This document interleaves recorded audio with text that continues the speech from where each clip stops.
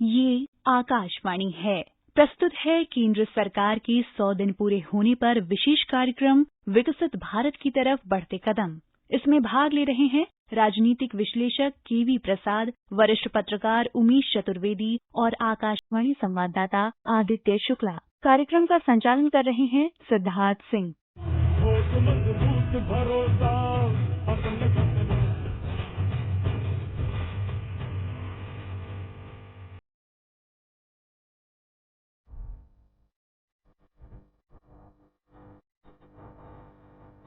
मैं नरेंद्र दामोदर दास मोदी ईश्वर की शपथ लेता हूं कि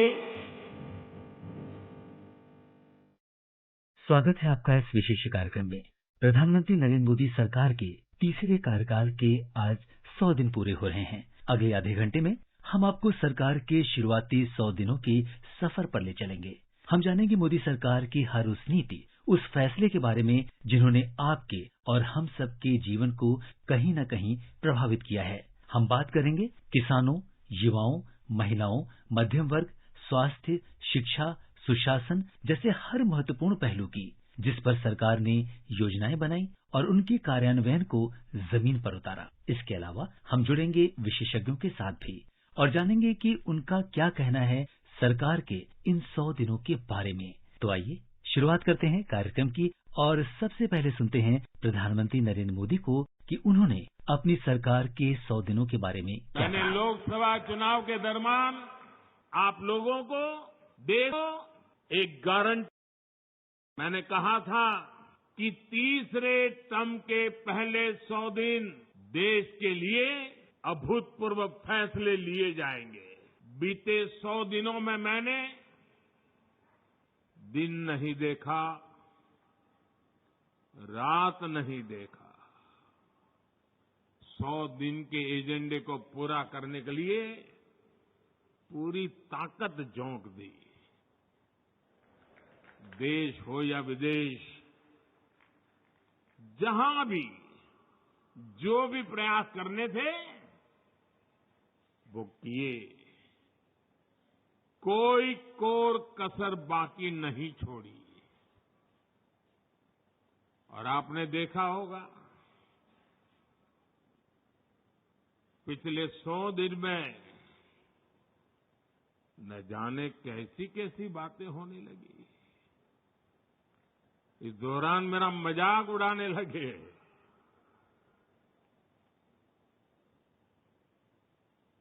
मोदी का मखौल उड़ाने लगे। भांति भांति के तर्क वितर्क बताते रहे, मजा लेते थे और लोग भी हैरान थे कि मोदी क्या कर रहा है, क्यों चुप है, इतनी मजाक हो रही है, इतना अपमान हो रहा है। लेकिन मेरे गुजरात के भाइयों बहनों, ये सरदार पटेल की भूमि से पैदा हुआ बेटा है।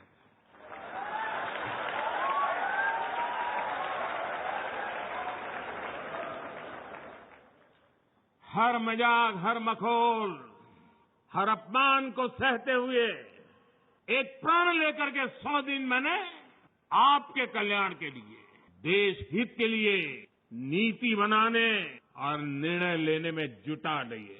और आज मुझे खुशी है 100 दिन के इन निर्णयों में देश के हर नागरिक, हर परिवार, हर वर्ग के कल्याण की गारंटी पक्की हो गई। मोदी सरकार के 100 दिन पूरे होने के अवसर पर आज गृह मंत्री अमित शाह ने नई दिल्ली में एक प्रेस वार्ता की और सरकार की उपलब्धियों के बारे में बताया। आइए सुनते हैं।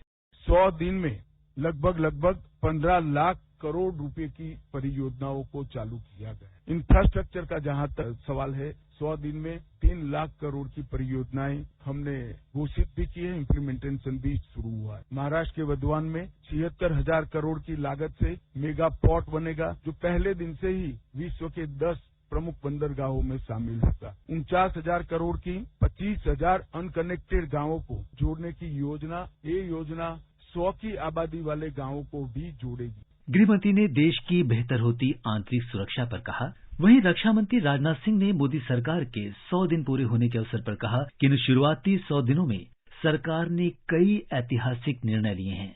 उन्होंने कहा कि उनकी सरकार रक्षा क्षेत्र में देश को आत्मनिर्भर बनाने की दिशा में आगे बढ़ रही है कि आज इस तीसरे टर्म की हमारी सरकार के 100 दिन पूरे हो रहे हैं। जहां तक हमारी सरकार का प्रश्न है, मैं कह सकता हूं कि यह सरकार बनने के पहले ही हम लोग पूरी तरह से कॉन्फिडेंट थे। तीसरे टर्म की सरकार भी यह एनडीए की ही सरकार बनेगी मोदी जी के नेतृत्व में, और वह सरकार बनी। और उसी समय प्रधानमंत्री जी ने कैबिनेट की बैठक में कह दिया था कि नई सरकार बनने के बाद, यानी तीसरे टर्म की सरकार बनने के बाद प्रारंभ के 100 दिनों में हमें क्या क्या करना है, इस संबंध में सभी मंत्रालय अपनी योजना बना लें। और वह योजना पहले ही बन गई थी और कैबिनेट के फॉर्मेशन के बाद तुरंत सारी योजनाओं से संबंधित जो भी कैबिनेट को फैसले लेने थे, कैबिनेट ने फैसले लिए और उसको अमली जामा पहनाना भी हम लोगों ने प्रारंभ किया। और आज मैं कह सकता हूं कि कई ऐसे महत्वपूर्ण निर्णय हमारी सरकार ने लिए हैं जो कि बहुत ही उल्लेखनीय है। केंद्रीय रेल और सूचना तथा प्रसारण मंत्री अश्विनी वैष्णव ने भी मोदी सरकार के 100 दिनों पर बात की। उन्होंने कहा कि मोदी सरकार ने अपने पहले और दूसरे कार्यकाल में भारत को विकसित राष्ट्र बनाने की दिशा में कई महत्वपूर्ण कदम उठाए हैं। उन्होंने कहा कि प्रधानमंत्री मोदी अपने तीसरे कार्यकाल में देश में बुनियादी ढांचे के विकास और रोजगार के अवसर बढ़ाने पर विशेष जोर दे रहे हैं। ऐसी नीतियां जिसमें कि देश के जन जन के जीवन में बड़ा परिवर्तन आए, मिडिल क्लास में हो, गरीब परिवारों में हो, किसानों के परिवार में हो, चाहे युवाओं के जीवन में, सबके जीवन में एक बड़ा परिवर्तन आए, महिलाओं के एम्पावरमेंट हो, सभी में। और अभी तीसरी टर्म के पहले 100 दिनों में बड़े फैसले लिए गए हैं जिसमें हर समाज के हर वर्ग के जीवन में एक बड़ा परिवर्तन लाए, वैसे फैसले लिए गए। केंद्रीय पेट्रोलियम और प्राकृतिक गैस मंत्री हरदीप सिंह पुरी ने भी मोदी सरकार के तीसरे कार्यकाल के 100 दिनों की प्रशंसा की। अमेरिका की अपनी यात्रा के दौरान उन्होंने कहा कि इन 100 दिनों में सरकार ने कई ऐतिहासिक निर्णय लिए हैं। केंद्रीय मंत्री किरेन रिजिजू ने आकाशवाणी से विशेष बातचीत में प्रधानमंत्री के तीसरे कार्यकाल के शुरुआती 100 दिनों के बारे में बताया। Modi ji's third term is very historic. In the first 100 days itself, we have accomplished unprecedented success in terms of reaching out to the people through various packages, various benefits. First of all, let me tell you, we have already taken decision to spend 15 lakh crore for the welfare of the people of this country. And then if you break up for the women, we are going to spend 3 lakh crore for Nari Shakti, 2 lakh crore for skilling and training of the youth for their better opportunities in terms of getting employment or job creation. And then Modi ji has handed over certificate of 11 lakh Lakhpati Didis. And then you see the infrastructure, you see in all sectors, the amount of success which we have achieved in last 100 days is tremendous. Today we are celebrating Modi ji's birthday. और आइए अब सुनते हैं सरकार के शुरुआती 100 दिनों पर विशेष बातचीत, जिसमें भाग ले रहे हैं राजनीतिक विश्लेषक केवी प्रसाद और वरिष्ठ पत्रकार उमेश चतुर्वेदी।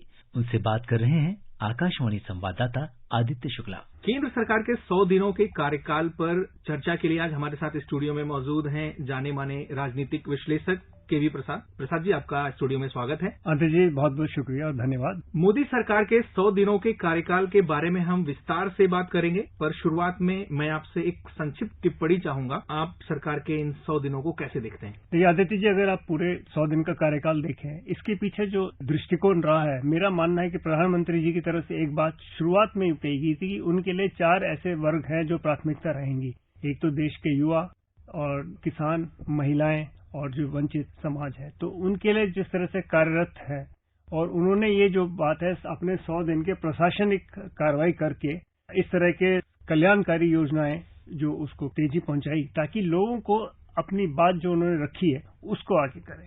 आपने बताया कि युवा, किसान, महिला और वंचित वर्ग, इन पर सरकार का विशेष जोर रहा है। सरकार की योजनाएं भी इन्हीं पर केंद्रित रही हैं इन 100 दिनों में। हम इन पर आपसे विस्तार में बात करेंगे। मैं सबसे पहले जानना चाहूंगा, एक और जो पहलू है वो है इंफ्रास्ट्रक्चर का। सरकार ने आज सबसे पहले हम अगर देखें तो गृह मंत्री अमित शाह जी ने जो प्रेस कॉन्फ्रेंस की, उसमें भी सबसे पहले जो उन्होंने बात की वो इंफ्रास्ट्रक्चर की बात की। उन्होंने कहा कि सरकार ने इन 100 दिनों में 15 लाख करोड़ रुपए से अधिक राशि की परियोजनाओं की शुरुआत की है। ये जो निवेश है, ये बहुत सारी इनमें से योजनाएं बुनियादी ढांचे के विकास पर आधारित हैं। तो हम आपसे जानना चाहेंगे कि इन 100 दिनों में सरकार ने क्या एक नए भारत के इंफ्रास्ट्रक्चर की नींव रख दी है? जी, अगर आप माने तो देखिए, सबसे बात है कि अगर हम विकसित भारत की बात जो करते हैं और हम चाह रहे हैं कि 2047 तक भारत जो है विकसित राष्ट्र बने, उसके लिए जो मूलभूत सुविधाएं हैं, उसके अलावा जो आपका नीतिगत ढांचा होना चाहिए, क्योंकि आपके पास सड़क होना चाहिए, आपके पास बंदरगाह होना चाहिए, आपके पास रेलवे नेटवर्क अच्छा होना चाहिए, आपके पास जो है सामान का आवाजाही जो विमान के जरिए, एयरपोर्ट्स, ये पूरी चीजें समग्र दृष्टि से देखा जाए, क्योंकि फैक्ट्री लगाए, ऐसी जगह लगाए, वहां सामान कैसे पहुंचे, छोटी सी बात है ना। अब उसमें व्यवसाय भी जुड़ते हैं, काम भी जुड़ता है। जब तक आपके पास सड़क नहीं होगी, अगर आप देखें तो ये पूरी भारतमाला की जो परियोजना एक जमाने में थी, या चारों क्वाड्रिलेटरल जो हमने वाजपेयी जी के टाइम पे भी बनाया था, वो यही उसके पीछे सोच थी कि जब तक आप इंफ्रास्ट्रक्चर डेवलप नहीं करेंगे तो देश को आर्थिक विकास पे जिस रास्ते पे आप ले जाना चाहते हैं, उसके लिए ये सब बहुत जरूरी है। और आप देखिए, इसको विकसित भारत से जोड़ के और साथ ही साथ प्रधानमंत्री का एक जो है प्रगति, जिसमें देखते हैं जो समीक्षा करते हैं हर महीने डेढ़ महीने में, जो कि ऐसे कार्यक्रम है इंफ्रास्ट्रक्चर जो किसी न किसी वजह से उसमें अगर बाधा आ रही हो तो उस बाधा को भी हटाएं, ताकि ये चीज तेजी से बढ़े। पीएम गति शक्ति योजना है जो सभी योजनाओं को बहुत ही तेजी के साथ, नाम से ही बताते हैं गति शक्ति। तो KV Prasad ji, first major decision of the Modi 3.0 government was to release the 17th installment of PM Kisan Nidhi. Does it show the commitment of the Modi government towards the welfare of the farmers?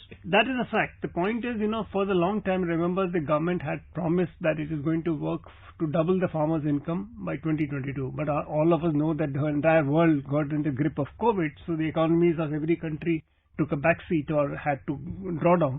Now that everybody is coming back, and India has also shown its growth rate has been consistent over a period of time, farmers' issue has always been an issue because it is, we all know, almost 60% of our population stays in a rural sector, and majority of them are dependent on agriculture. So the farmers and farmers' welfare is key part of because the contribution to GDP is substantial.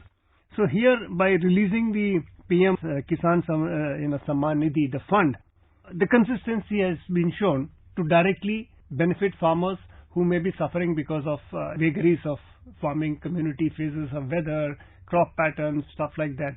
And also, if you look at one of the biggest argument is the MSP, the minimum support price. For the year 2024-25, it has already been increased for the Kharif crops. Because this is something which is always been talked about in the political realm. What are you doing for farmers? The farmers are in distress. So all this is issue, and the government is addressing it in a comprehensive manner, is what the approach is. आपने न्यूनतम समर्थन मूल्य MSP की बात की।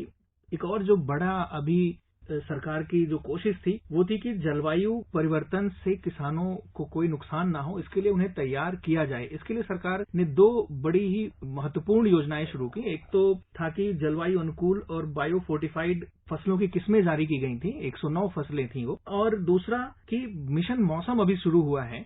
तो हम इन पर भी आपसे टिप्पणी जानना चाहेंगे कि सरकार कैसे किसानों को जलवायु परिवर्तन से निपटने के लिए तैयार कर रही है। देखिए, हम सब जानते हैं कि जिस तरह से जलवायु का असर पूरे विश्व में पड़ रहा है और भारत इससे भी जूझ रहा है। अलग अलग जगह, अब हाल फिलहाल की बात है, आंध्र में बाढ़ आ गई और कहीं और पे फसलें तबाह हो गई, ओलावृष्टि से अक्सर होता है। तो ये सब समय है, तो इनको कैसे टैकल करें, दीर्घकाल तो है, long term, how are we going to tackle this issues. And I think here जो है, जो मिशन मौसम है, it is to create a weather and climate resilient India. Because एक तरफ आप तैयार करें किसानों को, उनको अवगत कराएं कि ये समस्या आती है वक्त बेवक्त। कई जगह होता है ये टिड्डी दल हो जाता है, तो आकस्मिक तो होता है, लेकिन अगर आप तैयारी करके बैठें तो आपको पता है कि इस वक्त पे ऐसा मौसम अगर खराब होगा तो क्या करेंगे। तो ये सब चीजें हैं, बट ये ओवरनाइट तो कुछ हो नहीं का। अभी आप शुरू करेंगे, धीमे धीमे लोगों को तैयार करेंगे।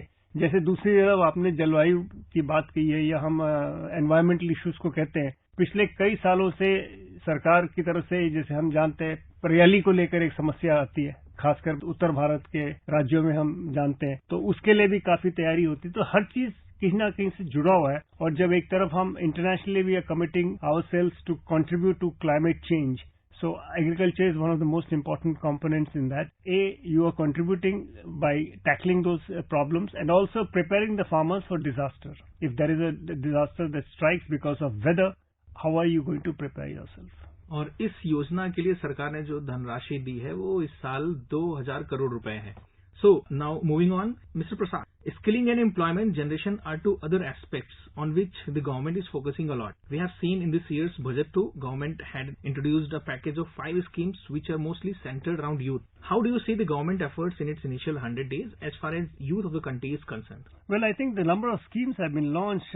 We heard about that. The 2 lakh crore PM package was announced to promote employment and skill development among the youth. That is to benefit almost 41 million youth. Now, we all know, Aditya, that this country has, as Prime Minister keeps talking, we have a democratic dividend. But a youth alone is not enough. Having hands to work is not enough. But you need what kind of work can you do, and that's why skilling becomes important. And I think यहाँ पे एक बहुत अच्छा जो connect कोशिश की जा रही है कि उसको इंडस्ट्री के साथ जोड़ के कैसे कनेक्ट किया जाए, क्योंकि अगर आपका युवा जो कोई काम करने लायक है, जो काम करना जानता है, उसमें ऊर्जा है, लेकिन उसको कौन सा काम प्रशिक्षण हो, उसके पास तैयारी हो, ताकि वो उस इंडस्ट्री में जाके उसमें सम्मिलित हो जाए और इंडस्ट्री को भी अधिकतर इसमें नुकसान नहीं होता, क्योंकि अगर वो ट्रेनिंग पे पैसा खर्चेंगे तो आप जाहिर सी बात है कि आपको ट्रेन करने में एक वर्कफोर्स को टाइम लगता है। अगर आपके पास एक ट्रेन्ड वर्कफोर्स आता है तो आपके पास उतना जल्दी आप प्रोडक्टिविटी की तरफ जाते हैं। और अगर इसको आप देखें दूसरी तरफ से, as a country we are focusing on manufacturing. We want to go increase our manufacturing base because our contribution to GDP from the manufacturing sector is not as high as it should be. We are still largely dependent on services sector. I think this shift is what the government is trying for a long time. Here skilling becomes important. I think one of the important is 20 lakh youth will be trained under what is known as the improved ITIs, Industrial Training Institute, जहाँ पे हर युवा को अलग किस्म के प्रशिक्षण दिया जाता है। तो I think these are skills. Because people are talking, where are the jobs? There may be jobs only if you're ready for that. There could be, isn't it? So I think those are the issues. The focus is different, but the aim is to ensure that people are available. And especially it's important, अगर आप देखें, हम विदेशी निवेश हम चाहते हैं कि विदेश से यहाँ पे कंपनी आए और अपना कंपनी सेटअप करें। अक्सर जब आप विदेशी निवेशकों से बात करते हैं वो ये कहते हैं कि भाई आपके पास क्या उस तरह का स्किल्ड मैन फोर्स है जो हमें चाहिए। तो अगर आपके पास वो प्रशिक्षण होगा, आप उस स्किल मैन फोर्स देंगे तो उनको आसानी होगा, मैन पावर देंगे या उनके पास वो, तो वो उस इंडस्ट्री के लिए भी बहुत जरूरी हो जाता है कि हाँ भाई हिंदुस्तान जाइए, इंडिया जाइए, आपके पास भारत में स्किल मैन फोर्स मिलेगा। इसके बाद हम चलते हैं अपने अगली एक बहुत ही महत्वपूर्ण पहलू पर, जो है सरकार का अंत्योदय की ओर ध्यान देना। प्रधानमंत्री मोदी कहते हैं कि उनकी सरकार अंत्योदय के सिद्धांत से प्रेरित होकर गरीबों और वंचितों के लिए काम कर रही है। यानी सरकार का वो पहलू है जो उसके समाज कल्याण को प्रदर्शित करता है। अगर मैं जिक्र करना चाहूं तो एक योजना है पीएम जनमन योजना, जो विशेष रूप से जनजातीय समूहों को बुनियादी सुविधाएं उपलब्ध कराने के लिए है। हम आपसे सरकार के और उन उपायों के बारे में जानना चाहेंगे जो समाज कल्याण के प्रति प्रधानमंत्री मोदी की प्रतिबद्धता को दर्शाते हैं। अजय, जिस अंत्योदय की आपने बात की, अगर आप चलें पूर्व काल में तो भारतीय जनसंघ की सोच थी, मेरे ख्याल से दीनदयाल उपाध्याय जी जो उनका ये था कि अंतिम छोर में जो आदमी खड़ा हो वहां तक आप उनका देखभाल करें। तो वही सोच लेके ये चलते हैं और प्रधानमंत्री जी ने जो बात आपने बताई कि वो प्रेरणा उनका वही है। तो इसमें जो हम सब जानते हैं, हमारे जो अन्य पिछड़ा वर्ग है, जो हमारे दलित समुदाय है, जो हमारे यहाँ अल्पसंख्यक है, इनको विशेष ध्यान देने की जरूरत है, क्योंकि सदियों से उत्पीड़न रहा है इनके साथ, ये वंचित रहे कई चीजों से, शिक्षा, स्वास्थ्य, इन सब सुविधाओं से दूर रहे, सामाजिक कारणों की वजह से कुछ भी समझिए। लेकिन इन सबको हटाने के लिए जब हमारे संविधान में प्रावधान किया गया और बाद में सरकारों ने इसकी और कदम बढ़ाया, तो मेरे ख्याल से प्रधानमंत्री जी हमेशा ये कहते रहे हैं कि वो इस चीज को बिल्कुल उनकी एक प्राथमिकता है। और ये जो 4-5 जो आपने स्कीम्स जो उल्लेख हुआ है, एक नमस्ते स्कीम है या ट्राइबल डेवलपमेंट स्कीम है, जनजाति उन्नत ग्राम अभियान है आपका, और नमस्ते योजना जिसके बाद अभी अपनी हमने बात की, और ये 2.5 लाख करीब 3 लाख से अधिक विशिष्ट विकलांगता पहचान पत्र, ये सब स्कीम्स जो है हमको बताती हैं कि सरकार इन्हें भूली नहीं, ये सरकार के पूरे देखरेख में है, सरकार का इन पे नजर है, चाहे वो बाधित हो किसी वजह से, शारीरिक समस्या हो या किसी और रोग से परेशान हो, लेकिन समाज और सरकार की तरफ से पूरा ध्यान दिया जा रहा है। Health and education are two other pillars on which the government has been focusing on. I would request you to comment on both of these sectors one by one, as how the government has performed in these areas in its initial 100 days. Well, I think this is a very, very crucial sector for all of us. We know health is wealth. We all call it, right? और I think if you also look at the larger policy, प्रधानमंत्री का जो योग दिवस जुड़ा है कि योग रखे निरोग, एक ये वो है. The whole idea is to become a healthy society, because if the society is healthy, you contribute for the national growth. At the same time, we also know that while we have a demographic dividend, almost 50% of our population or more are under the age of 35, we also have senior citizens in this country whose number is growing because the lifespan has increased as quality of life has improved. So we have also a society which has people who are senior citizens and super senior citizen category in this country. So for them, I think the latest scheme that has come, under the Ayushman Bharat scheme, almost 70 years and above, 5 lakhs government takes care of the health issues. So this is a major relief for majority of people, because as you grow, we all call it health, age-related issues. स्वास्थ्य जो है आपके उम्र के साथ साथ कोई ना कोई शारीरिक समस्या बढ़ जाती लोगों को, तो उसके लिए निदान करना जरूरी है. तो निरोग रहे वो अच्छी बात है, लेकिन अगर कोई परेशानी आती है तो जरूरी है डॉक्टर. और पुरानी कहावत है कि भगवान किसी के घर में कचहरी और बीमारी या अस्पताल ना लगाए, क्योंकि दोनों में लंबा समय लगता है. तो ऐसे में मेरे ख्याल से अगर ये सोच हम देखें तो उसको it is attacking that issue. So here I think what's most important is 75,000 medical seats are being talked about. Why is it important? Because we have just seen recently, a year and ago, Ukraine, we had so many students studying medicine. They had been uprooted because of the situation in that country. They have not been able to complete their studies. And at the time, we realized that a lot of our Indian children, students are going abroad to study because there are lack of seats here, education, medical education. So this is one of the areas that is being looked at. So there are several reforms, measures that are being taken, and I think, of course, one most important is they're trying to bring a digital records for the universal vaccination, because all of us in the childhood had to undergo a vaccination schedule. Now this is as per the WHO recommendations, and also I think the National Medical Register, which is being talked about. So Aabha scheme, which is being you digitize your health records. तो मेरे ख्याल से काफी सारी इसमें सब schemes है अगर आप देखें, लेकिन आप पूरी तरह से देखें जो आभा स्कीम है, भाई आप एक आयुष्मान भारत जो है आपने हेल्थ रिकॉर्ड बना दिया, आपके कागज लेके दस्तावेज लेके हर जगह घूमने की जरूरत नहीं है. आपके मोबाइल फोन या कोई डिजिटल उपकरण में आप रखिए, और जो भी डॉक्टर हो, और आजकल टेलीमेडिसिन का भी जमाना है. वरिष्ठ पत्रकार उमेश चतुर्वेदी, आपका स्वागत है. नमस्कार, धन्यवाद जी. सबसे पहले तो हम सरकार के 100 दिनों की जो ये कार्यकाल है उस पर आपकी एक संक्षिप्त टिप्पणी चाहेंगे. देखिए, इस बार जो सरकार बनी है, पिछली 2 कार्यकाल की सरकारों की तुलना में उसकी चुनौतियां ज्यादा मानी जा रही थी. लेकिन जिस तरह से खासतौर पर बुनियादी ढांचे पर सरकार ने अपने कदम उठाए हैं, उससे लगता नहीं है कि जो 10 सालों से नीतियां चल रही थी उसमें खास बदलाव हुआ है. जैसे आप जानते हैं, आदित्य जी, हमारे श्रोता भी जानते हैं कि प्रधानमंत्री नरेंद्र मोदी ने 2014 में शासन संभालते वक्त वादा किया था कि देश के हर व्यक्ति के सिर पर छत होनी चाहिए. तीसरे कार्यकाल में पहली जो कैबिनेट की बैठक हुई, इस बैठक में सबसे पहला जो फैसला लिया गया था वो 3 लाख करोड़ अतिरिक्त घर बनाने का फैसला है. ये एक बहुत बड़ा फैसला है, और आप सोचिए कि करीब करीब 3 लाख करोड़ रुपए की योजनाएं शुरू की जा चुकी हैं अलग से. और इसके अलावा, जैसा आज गृह मंत्री ने दावा किया है, अमित शाह जी ने दावा किया है कि 15 लाख करोड़ की अब तक योजनाएं सिर्फ 100 दिनों में शुरू की जा चुकी हैं. तो आप देखेंगे कि बुनियादी ढांचे पर सबसे ज्यादा फोकस है, और ये पिछली कार्यकाल की तुलना में कहीं कम नहीं नजर आता है. दूसरा जो गरीब कल्याण है, और खासतौर पर जो पहले कार्यकाल में वादे किए गए थे और वो पूरे नहीं हो पाए, उन कार्यकाल के वादों को भी पूरा करने की कोशिश दिखती है. जैसे ये सबके लिए प्रधानमंत्री आवास योजना के तहत घर उपलब्ध कराना. इसके अलावा आप देखेंगे कि 8 मेगा एक तरह से हाई स्पीड कॉरिडोर का शुरुआत करना. ये जो गोल्डन रेक्टेंगल की शुरुआत हुई थी वाजपेयी सरकार के दौरान, और उसका असर अब दिख रहा है पूरे देश पर कि किस तरह से सड़क यातायात बढ़ रहा है और किस तरह से सड़कें हमारे आर्थिक विकास को, हमारी आर्थिक गति को और तेज बना रही हैं। तो उसमें ये हाई स्पीड कॉरिडोर का बनाना एक बड़ी उपलब्धि है। इसी तरह से जो महाराष्ट्र का बधावन मेगा पोर्ट है, ये दुनिया के 10 बड़े बंदरगाहों में से एक होगा जब ये तैयार होकर के आएगा। इस पर 76,200 करोड़ का खर्च किया जाना, उसकी मंजूरी देना, ये बड़ी उपलब्धियां कही जा सकती हैं और ये भी सिर्फ 100 दिनों के भीतर। आदित्य जी, आपने सरकार की उपलब्धियों की बात की, इसमें मैं एक और योजना का जिक्र करना चाहूंगा, यूपीएस। ये मध्यम वर्ग के लिए वो योजना है जो बहुत बड़ी संख्या में लोगों को लाभान्वित करेगी। आपकी टिप्पणी इस पर?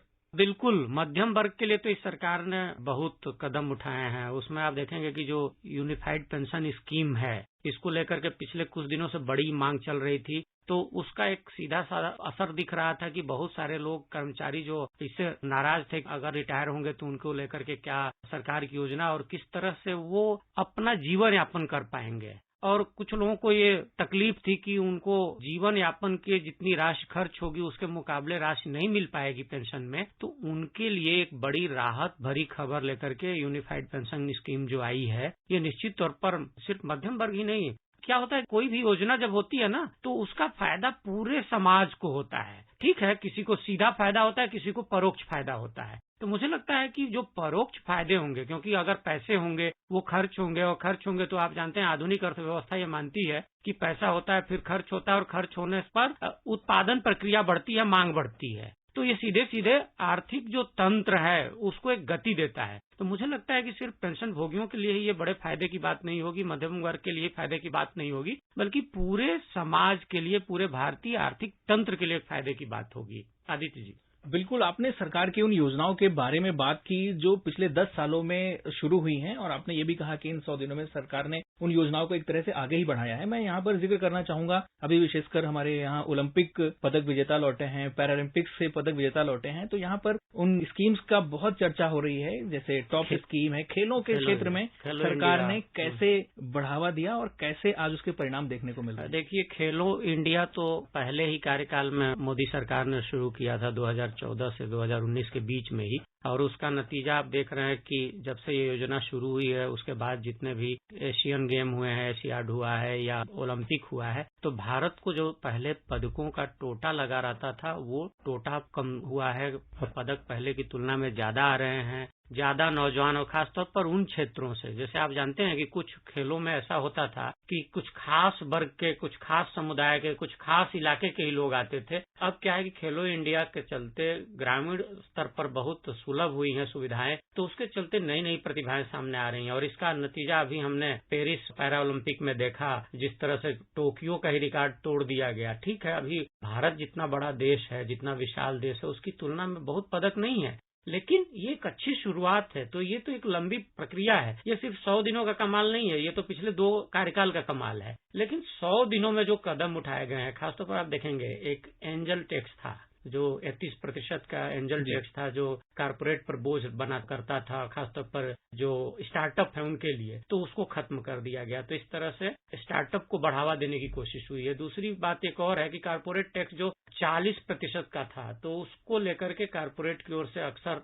विरोध होता था, एतराज जताया जाता था। लोग कहते थे कि ये बड़ा भारी भरकम टैक्स है, उसको घटा करके 35% किया जाना, या 50,000 करोड़ का एक राष्ट्रीय शोध निधि बनाना।